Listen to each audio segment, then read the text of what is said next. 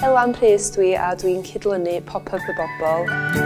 Mae Pop Yp Y Bobl yn dod o prosiect amgueddfeydd Pop Yp Gwynedd sydd yn bodoli I ennyn diddordeb mewn hanes lleol a treftadaeth ag ymdeimlad o gymuned. Mae'n digwydd mewn 4 lleoliad dros Gwynedd ac heddiw da ni wedi cychwyn y diwrnod cyntaf yn Einiolen.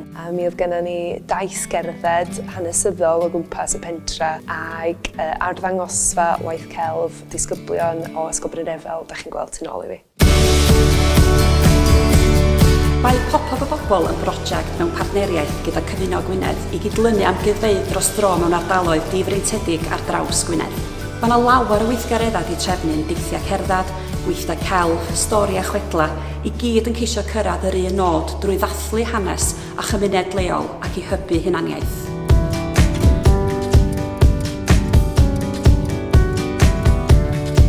Mae prosiectau fel Pop Yp Y Bobl yn hanfodol o bwysig. Mae o yn rhoi cyfleoedd mewn ardaloedd sydd eich ddim yn derbyn cyfleoedd yna. Mae yna glwstwr o bentrefi sydd mor wledig eich bod maen nhw'n teimlo bod nhw ddim yn cael yr un cyfleoedd a bobl yn y trefi mawr. Felly mae'n bwysig bod ni'n gallu mynd allan i'r cymunedau a gallu cynnal rhywbeth sydd yn mynd I ennill diddordeb, copi ymwybyddiaeth am ei hanes a bod nhw'n cael teimlo bod nhw'n gwneud rhywbeth celfyddydol ac yn rhan o hunaniaeth hunan.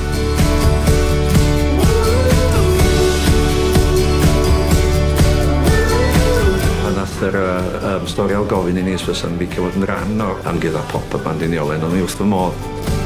Mae'n bwysig wrth gwrs, mae hwn yn ethos yn waith I y menter bach wen anyway, sef dod â hanes ac etifeddiaeth yn fyw I bobl heddiw o bob oedran.